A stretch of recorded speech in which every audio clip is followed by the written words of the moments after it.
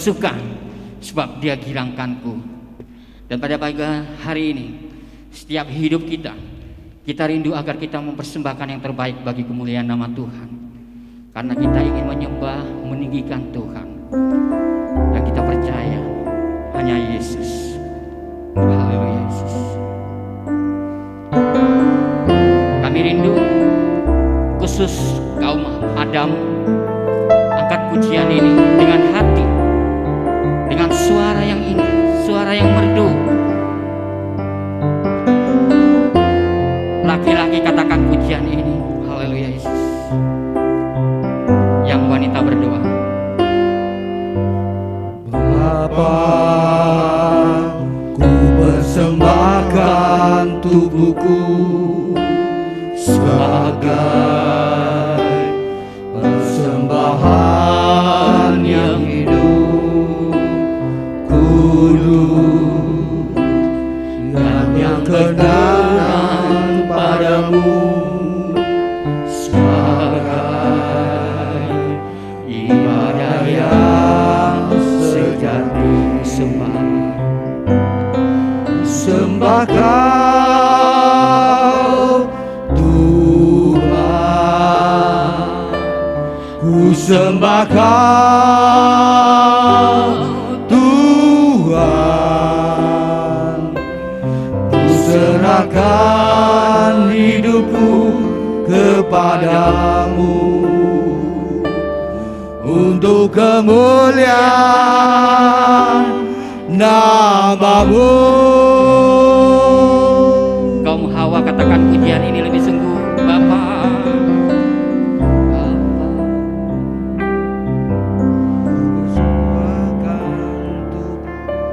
benar Tuhan, inilah pengakuan kami Tuhan. Oh haleluya.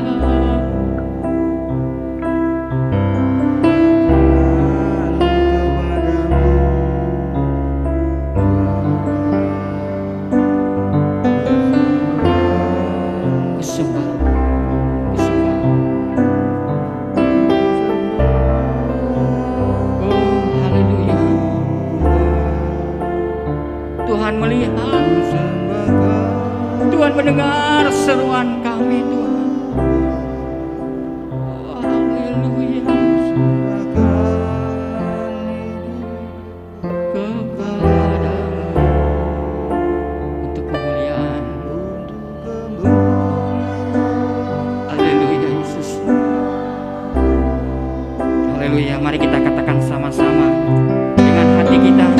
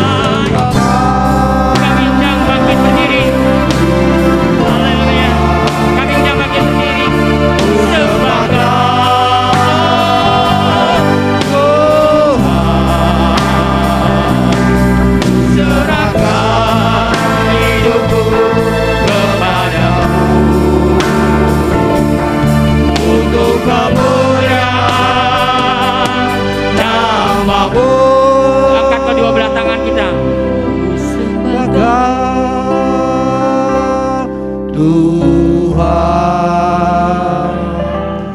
ku sembah Kau, Tuhan, ku serahkan hidupku untuk kemuliaan nama-Mu. Demi sungguh-sungguh Ku sembah Kau Tuhan, ku sembah Kau Tuhan, ku serahkan hidupku kepadamu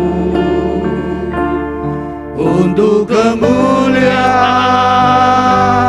nama-Mu.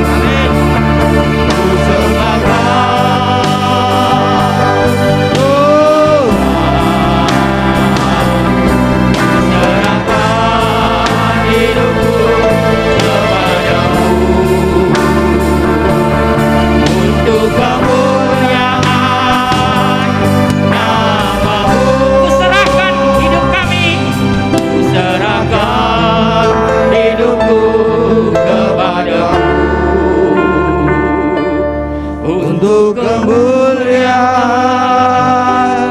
nama-Mu. Kita berdoa. Tuhan Yesus, kami bersyukur dan terima kasih pagi hari ini kami dapat ke rumah Tuhan dalam rangka menyembah dan mengagungkan Tuhan, bersekutu dengan Tuhan dan sesama kami umat.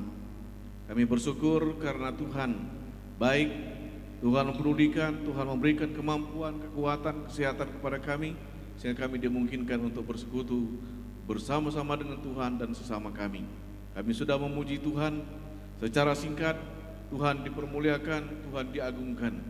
Dan kami mau mendengar firman Allah bila Roh Kudus menerjemahkan firman Allah ini kepada kami masing-masing, sehingga mendapat tempat di pikiran, di hati, dan kehidupan kami. Tolong hamba-Mu yang akan menjelaskan, menguraikan kebenaran firman Allah, sehingga semua kami mendapatkan berkat dan diarahkan dan dikuatkan. Terima kasih Bapa, dalam nama Yesus Tuhan kami mengucap syukur dan berdoa. Amin. Silakan duduk Bapak sekalian.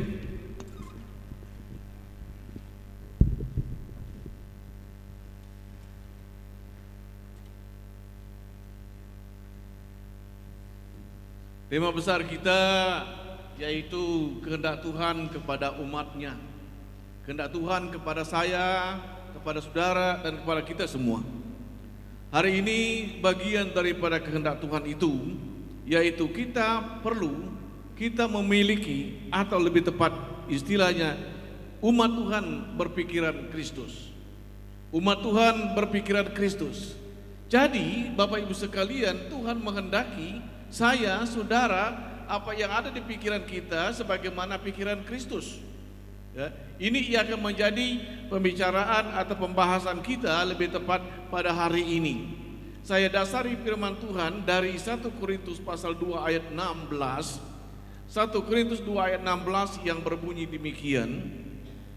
Sebab siapakah yang mengetahui pikiran Tuhan sehingga ia dapat menasihati dia? Tetapi kami memiliki pikiran Kristus.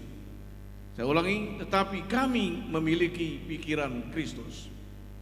Filipi pasal 2 ayat 5 berkata, hendaklah kamu dalam hidupmu bersama menaruh pikiran dan perasaan yang terdapat juga di dalam Kristus Yesus. Saudara sekalian yang kekasih dalam Yesus Kristus, dikatakan di Filipi pasal 2 ayat 5 ini berkata, hendaklah kamu dalam hidupmu bersama. Jadi kita semua menaruh pikiran Kristus di pikiran kita, bukan saja pikiran tetapi perasaan kita yang terdapat di dalam Kristus. Jadi menaruh pikiran Kristus, perasaan Kristus, semua kita umat Tuhan. Dan saudaraku yang kekasih dalam Yesus Kristus, pikiran Kristus diberikan kepada orang yang percaya melalui Kristus. Jadi pikiran Kristus itu tidak akan terjadi, tidak terdapat bagi orang-orang yang tidak percaya Yesus.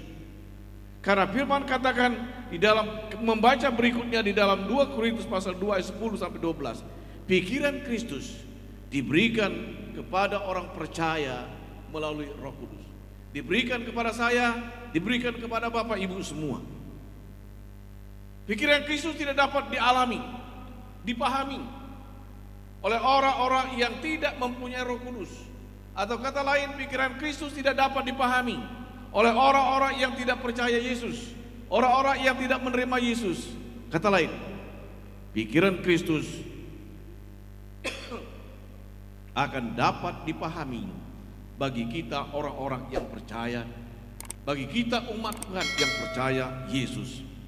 Nah, jadi saudara sekalian, saya dan saudara sudah percaya Yesus, sudah terima Yesus, maka perlu yakini, mantapkan bahwa pikiran Kristus ada di pikiran kita, perasaan Kristus ada di perasaan kita. Maka kita perlu berempati sebagaimana Kristus berempati. Kita berpikiran sebagaimana Kristus berpikir terhadap sesama dan terhadap kita, terhadap ciptaan Tuhan. Saudaraku yang kekasih dapat dalam Yesus Kristus. Jadi kita perlu memahami di sini, pikiran Kristus ada di dalam pikiran kita dan perasaan Kristus ada di perasaan kita. Perlu kita pahami. Situasi dan keadaan Bapak Ibu sekalian itu seringkali mempengaruhi pikiran kita, mempengaruhi perasaan kita. Jadi saudara sekalian, yang terjadi di dalam kehidupan kita ini seringkali dipengaruhi oleh lingkungan dan situasi kita. Maka pikiran kita, perasaan kita seperti situasi dan keadaan yang ada. Pikiran dipengaruhi oleh situasi dan keadaan. Maka seringkali saya katakan kita perlu mengelola pikiran kita itu, perasaan kita, supaya kita tidak terjebak, tidak terbawa arus pikiran yang tidak menyenangkan dan tidak membangun hidup kita. Saudaraku yang kekasih dalam Yesus, situasi dan keadaan sering bahkan terus terjadi. Hari ini saya dalam keadaan tidak nyaman, tidak senang, dalam keadaan sehat ataupun tidak sehat, dalam keadaan lapar ataupun kenyang. Itu mempengaruhi kehidupan kita. Ada masalah atau tidak, itu mempengaruhi pikiran kita dan perasaan kita dan sikap kita terhadap sesama.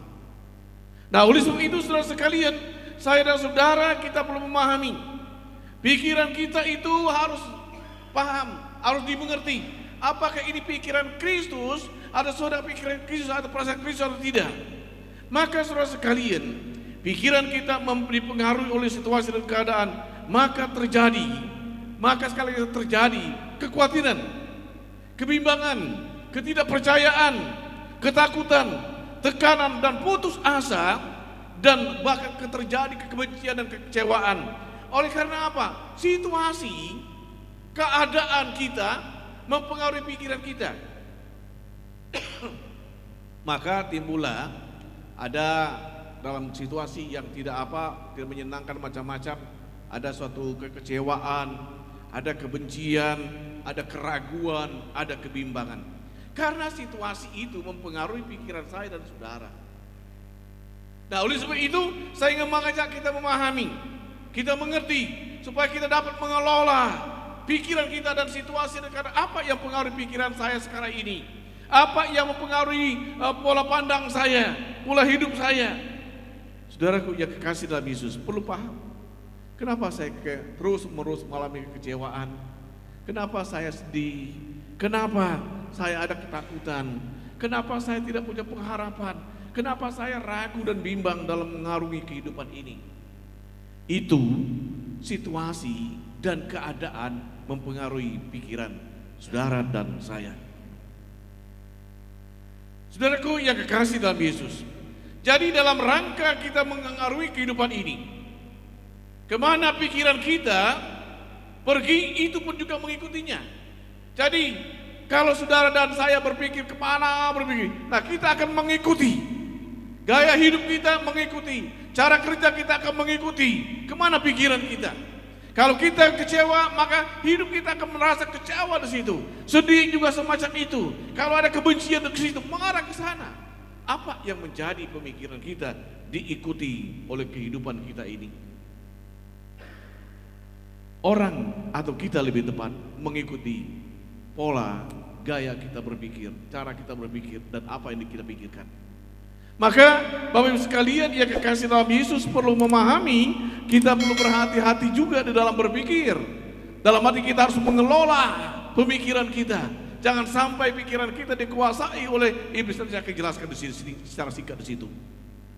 Sekali lagi saya tekankan, kemana pikiran kita pergi, orang itu akan mengikuti pikiran itu. Gaya hidupnya, cara kerjanya, di dalam perasaannya dalam kehidupan hari ke hari.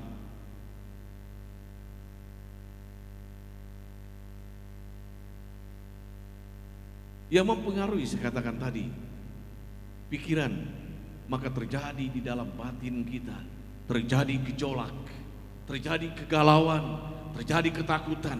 Karena kehidupan kita, batin kita, kehidupan kita ini dipengaruhi oleh pikiran kita. Maka besar sekali pengaruh pikiran itu. Kalau orang tidak bisa mengatur dan mengelola pikirannya, maka dia akan mengalami kesusahan, bahkan dia akan tersesat, bahkan akan kacau hidupnya. Maka ingin saya katakan saudara sekalian, kehidupan seseorang dipengaruhi, ditentukan bahkan oleh pikiran kita. Maka pikiran kita negatif kepada seseorang, maka kita akan negatif juga terhadap orang. Kalau pikiran kita jelek kepada seseorang, maka kita akan melakukan suatu kejelekan juga. Kalau kita benci dengan pikiran kita benci itu, maka dia akan menyewujudkan dalam kehidupan kita. Saudaraku yang kekasih dalam Yesus, cara berpikir kita menentukan gaya hidup kita. Cara berpikir saudara dan saya akan menentukan atau mengarahkan gaya dan cara hidup kita. Kalau saudara berpikir positif, maka dia akan melihat secara positif akan baik. Tapi kalau kalian melihat sesuatu berpikir secara negatif, maka dia memandang secara negatif, kurang, jelek, dan semacam-macam sebagainya. Tidak menciptakan sesuatu yang membangun kepada sesama. Saudara sekalian, cara kita berpikir menentukan dalam hidup kita ini. Maka kalau Bapak Ibu dan saya terus katakan wah kurang, jelek, apapun ya negatif terhadap seseorang, itu karena pikiran kita. Ya, karena pikiran kita. Situasi dan keadaan yang mempengaruhi pikiran kita itu.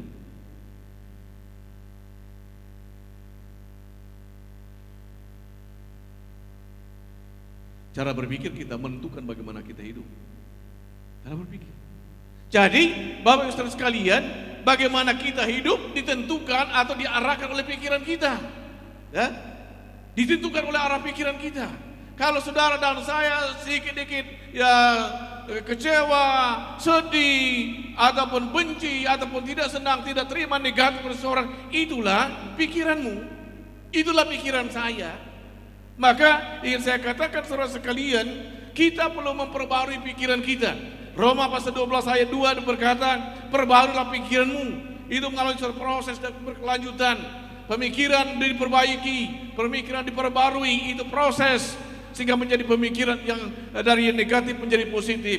Dari hal yang punya pengharapan, optimis menjadi, dari pesimis menjadi optimis. Dari optimis jangan berubah menjadi pesimis.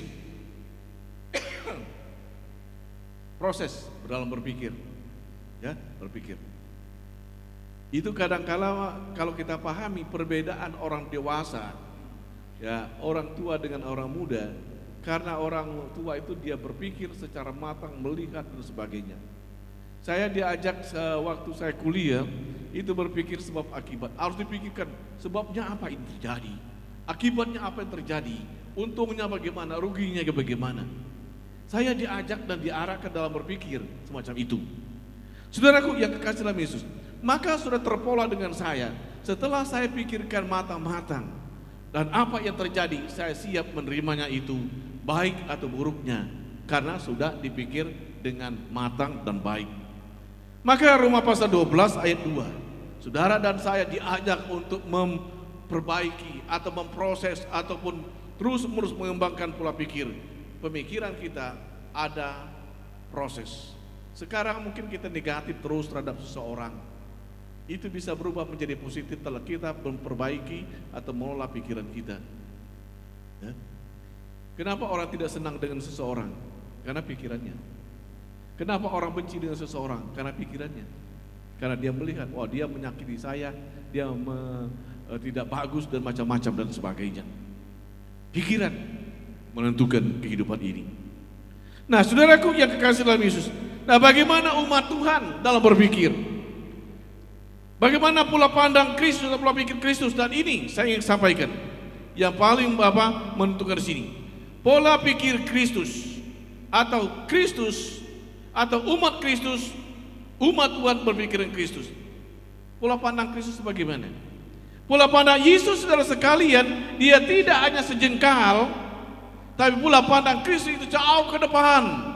Dia tidak pada saat sekarang ini saja, tetapi dia jauh ke depan. Maka tatkala Yesus datang ke dalam dunia ini, dia tidak hanya untuk datang ke dalam dunia dalam rangka mengajar, tetapi di dalam rangka untuk menyelamatkan umat manusia sampai kepada kekekalan. Jadi, Bapak Ibu sekalian, pola pandang Yesus tidak pola pandang sempit, tapi pola pandang yang jauh ke depan. Bermasa depan ke depan, dia berpikir jauh ke depan. Dia tidak, oh sekarang saya bisa makan, tetapi besok apa yang akan saya makan. Budaya kami di Bengkulu agak jelek, ya mungkin jelek juga. Kalau makan, ya habiskan dulu, besok entar baru berpikir lagi. Ya. Saudara sekalian, tapi saya berubah. Saya pikir tidak tepat semacam itu. Kita harus berpikir untuk besok, bukan sekarang ini saja, tapi untuk besoknya, lusanya, ke depannya bagaimana. Tadi malam saya berbicara di youth community. Masa tua itu ditentukan kapan? Masa tua itu ditentukan di masa muda, bukan di masa tua. Maka orang muda harus dia bekerja keras, berusaha keras di masa mudanya untuk masa tuanya. Jadi pola pikir Kristus maju ke depan. Jadi bukan saat ini saja, tapi jauh ke depan, besok, lusa, tahun depan bagaimana? Saudara sekalian, jadi pola pandang Yesus jauh ke depan. Ya, dia tidak sempit berpikirnya. Saudara dan saya jangan sempit berpikir. Ikut pola pandang Yesus jauh ke depan. Pikirkan masa depan ke depan. Besok kita makan hidup lagi. Tahun depan bagaimana? Sekarang saya masih muda, nanti akan tua. Sekarang saya bagaimana hidup saya? Lusa bagaimana? Harus jauh ke depan. Itu pola pikir Kristus dan pola pikir kita. Yang berikut terus sekalian, pola pikir Kristus untuk umatnya diselamatkan. Jadi Yesus itu dalam rangka berpikir dia bagaimana menyelamatkan umat, menyelamatkan orang yang akan binasa, menyelamatkan orang yang tersesat, menyelamatkan orang yang akan menderita. Itulah pola pikir Kristus, itulah kemauan Kristus, itulah yang dipikirnya. Bagaimana saya menyelamatkan orang yang akan menderita dan akan tersiksa. Itulah pola pikir Yesus. Pola pikir.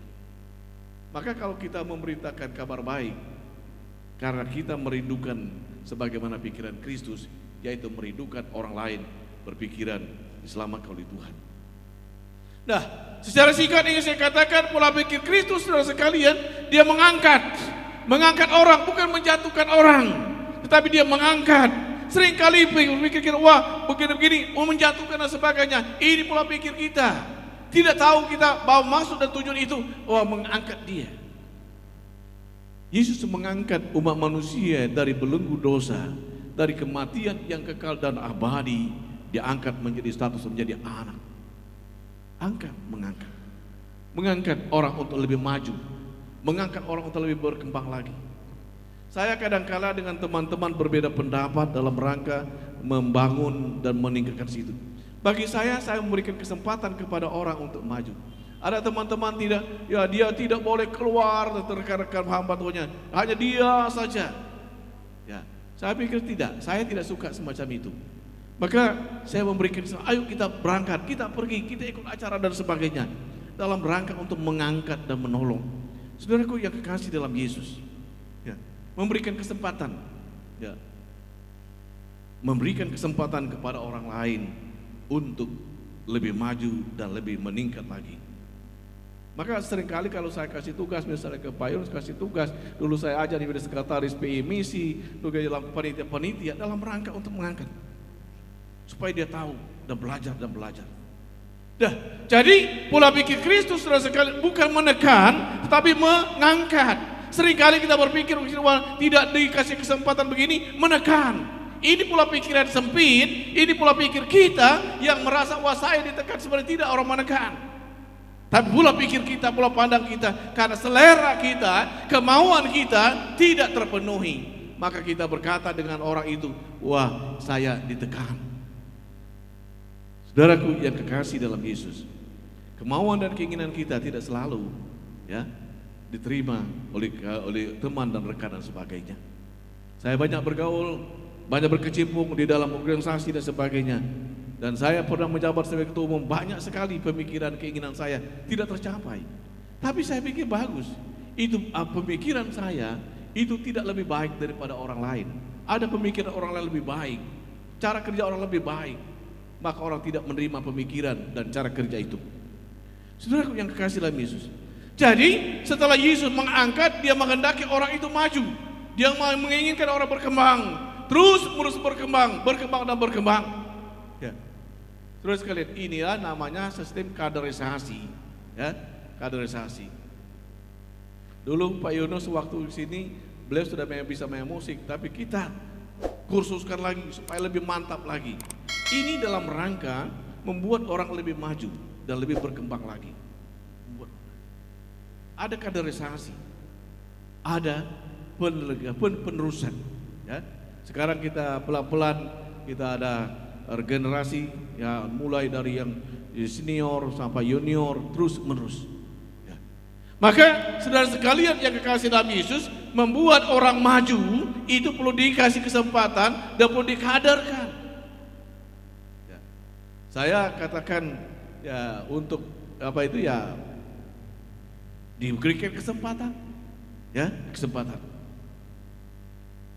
Yang berikut pola pikir Kristus. Dia menolong orang. Dia menolong. Jadi kalau Yesus berkata di dalam Galatia firman Allah berkata di dalam Galatia pasal 6 ayat 2, bertolong-tolonganlah kamu, itulah memang pikiran Kristus. Bagaimana menolong orang, menolong sesama, menolong ya orang yang menderita, saya katakan tadi, orang yang berbeban, itu menolong.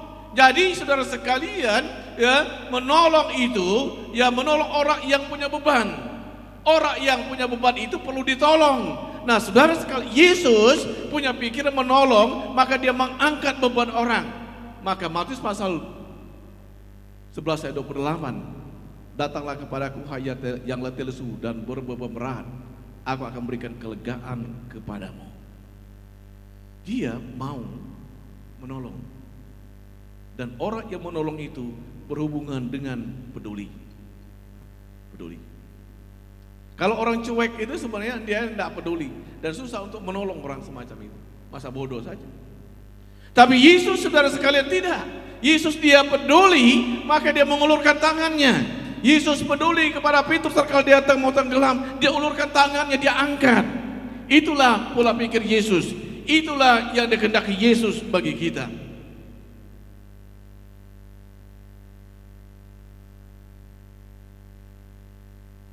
Saudaraku yang kekasih dalam Yesus, saya persingkat. Manfaat berpikir Yesus bagaimana?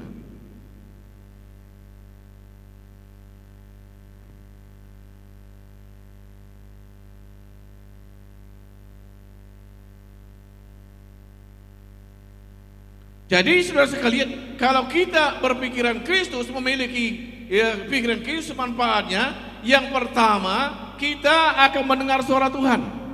Kita suka mendengarkan firman Allah. Kita suka membaca Alkitab. Kita suka mendengarkan khotbah dan sebagainya. Kita mau mendengar karena pikirannya dia selalu untuk membangun di situ. Yang kedua, saudara sekalian, manfaat berpikiran Kristus, dia mempunyai ya pendirian yang kuat.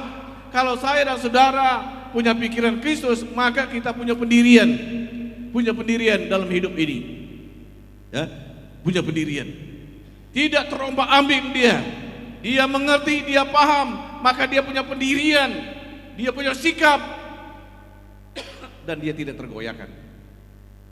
Kristus banyak tantangan, banyak kesulitan, banyak tekanan di dalam kehidupan dia selama di dunia ini, tetapi dia tidak tergoyahkan, tidak tergoyahkan. Nah, maka Bapak Ibu sekalian yang kekasih dalam Yesus, kalau saya dan saudara punya pikiran Kristus, perasaan Kristus, maka kita akan berdiri tegak. Orang tidak melayani, saya melayani. Orang tidak menyembah Tuhan, saya menyembah Tuhan. Orang tidak mempedulikan, saya mempedulikan. Orang tidak ambil bagian, saya ambil bagian. Karena kita tidak dipengaruhi oleh orang lain. Karena punya pikiran Kristus. Kristus tidak terpengaruh oleh situasi. Kristus tidak dipengaruhi oleh orang lain. Tetapi dia punya prinsip, punya pendirian yang kuat. Yang berikut, manfaat orang yang berpikiran Kristus, dia tahu situasi dan keadaan dan kebenaran, maka dia tidak gampang ditipu oleh iblis. Ya, ditipu. Ya, banyak orang tertipu. Sekarang banyak penipu, ya, canggih dengan elektroniknya, teknologi sekarang. Penipuan canggih juga. Maka kita perlu berhati-hati saudara sekalian dengan segala macam ditawarkan oleh TV dan sebagainya. Itu seringkali banyak menipu kita.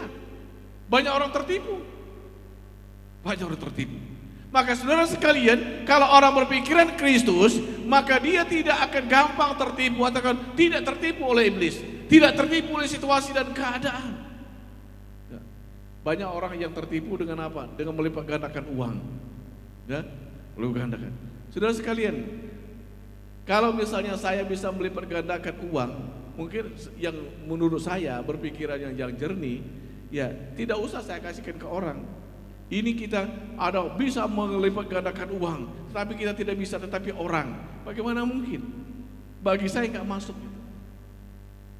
Saudaraku yang kekasih dalam Yesus.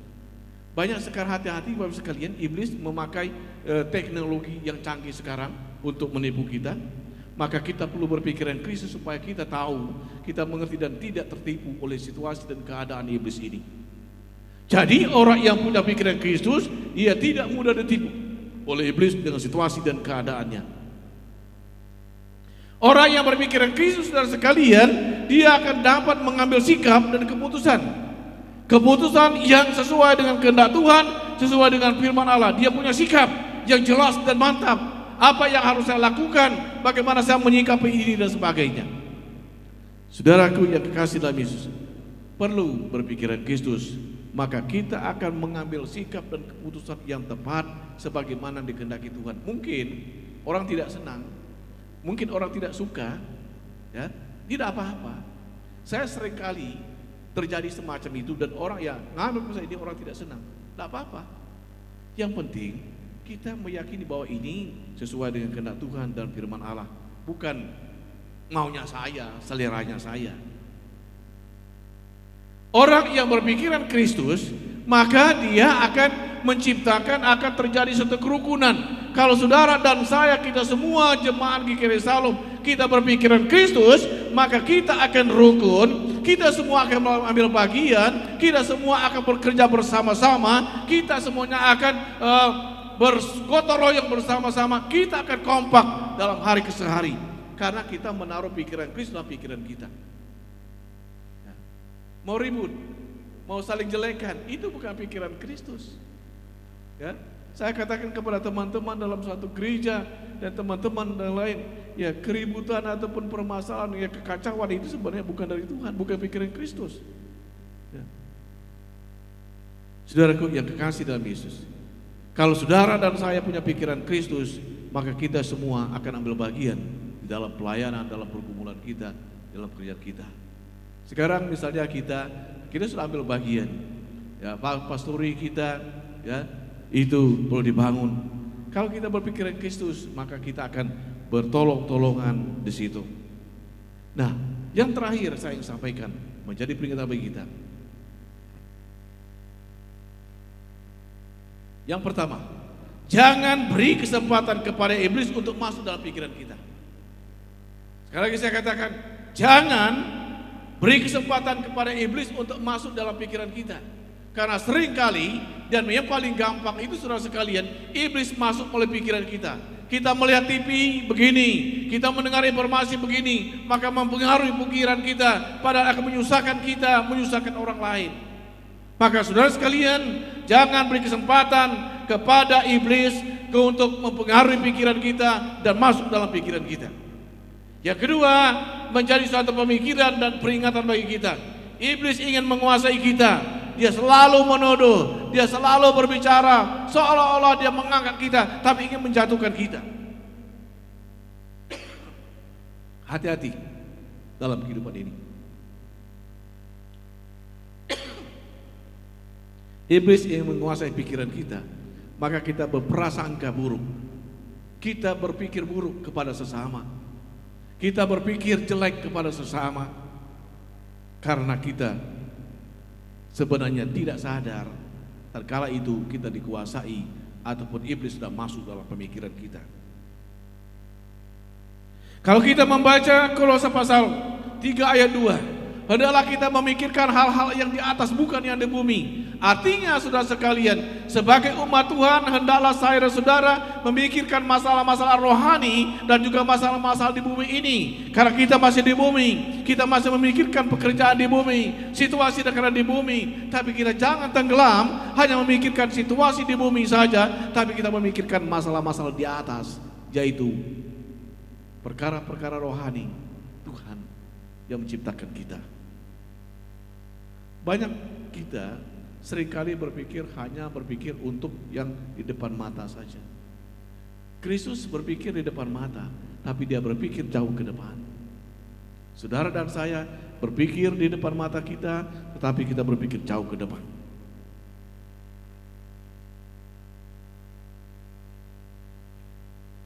Terakhir saya ingin sampaikan. Jadi Bapak Ibu sekalian, penuhilah pikiran saya dan pikiran saudara dengan masalah-masalah rohani, masalah-masalah iman, masalah firman Allah, masalah ketuhanan. Maka kita akan mengarah ke dalam dunia ini. Karena berpikir dalam Tuhan, kita juga akan berpikir dengan situasi dan keadaan dunia ini. Tetapi kalau orang berpikir dunia terus, dia sulit untuk berpikir masalah-masalah rohani. Tapi tatkala saudara dan saya berpikir tentang rohani, maka mau tak mau kita berpikir dengan apa yang ada di depan mata kita dalam dunia ini. Maka ingin saya katakan, penuhilah pikiranmu, atau lebih tepat, penuhilah pikiran kita masing-masing dengan pikiran Kristus dan masalah-masalah rohani, masalah-masalah Alkitab, masalah Tuhan, dan juga kita lengkapi dengan memikirkan yang ada dalam dunia ini. Karena kita tidak bisa juga menghindar dengan dunia ini, karena kita masih hidup di dunia ini. Kalau kita tidak memikirkan masalah dunia ini, kita nggak perlu pakai protokol kesehatan. Kita hantam, saya percaya Tuhan, masalah Tuhan akan lindungi. Itu namanya nggak bijak. Ya, bukan berpikiran Kristus. Berpikiran Kristus lebih bijak dia. Wah, sekarang situasi dan keadaan ada pandemi, kita perlu menjaga diri, menjaga jarak, mencuci tangan, pakai masker. Itu namanya berpikiran Kristus jauh ke depan. Saudaraku yang kekasih dalam Yesus, coba kita periksa pikiran kita selama ini. Apakah kita berpikiran Kristus atau tidak? Apakah saya berperasaan Kristus atau tidak? Saya yakin dan percaya kalau kita memahami sumbernya tadi, saudara dan saya adalah percaya Yesus, ya, maka Roh Kudus memberikan pemikiran-pemikiran kepada kita. Tapi permasalahannya, kita seringkali menolak pemikiran Kristus yang diberikan Tuhan kepada kita. Mengeraskan hati, mengeraskan pemikiran dan maunya saya, maka kita terjebak, bahkan terjerumus ke dalam satu penderitaan dan kegagalan demi kegagalan dalam hidup ini. Ditipu dan ditipu dan ditipu terus menerus karena kita terjebak dengan pemikiran dunia ini. Saudara sekalian, isilah pikiran kita dengan pikiran Kristus. Isilah perasaan kita dengan perasaan Kristus, sehingga kita dapat membangun diri kita dan kita hidup damai dan nyaman di tengah-tengah dunia ini. Ya, maka kita dapat mengikuti situasi dan keadaan, dan kita merasakan kesukaan, kedamaian di dalam hidup ini. Saudara sekalian, terakhir saya katakan, pikiran kita mempengaruhi pikiran kita. Pikiran kita membuat kita senang atau susah. Pikiran kita tergantung dengan pikiran kita menentukan hidup dan gaya hidup kita. Biarlah firman Allah ini menolong kita, mengingatkan kita di hari-hari yang akan datang. Penuhilah pikiranmu dengan pikiran Kristus. Tuhan berkati, kita berdoa. Tuhan Yesus, terima kasih untuk firman Allah yang boleh menolong kami, mengingatkan kami dan membuat kami maju dan maju. Terima kasih Tuhan Yesus. Berkati semua kami. Kalau pikiran kami tidak sesuai dengan pikiran Tuhan, hamba berdoa dan mohon kepadamu, biarlah semua kami diperbarui. Biarlah pikiran kami dipenuhi dengan pikiran Tuhan. Masalah-masalah rohani, masalah-masalah ketuhanan, masalah dunia ini perlu juga kami pikirkan. Aturlah Tuhan kami, hidup kami, bimbinglah hidup kami. Terima kasih Yesus. Engkau tahu Tuhan keadaan kami masing-masing. Hanya Tuhan yang bisa berbuat sesuatu yang indah dalam hidup kami. Dalam nama Tuhan Yesus kami berdoa. Amin.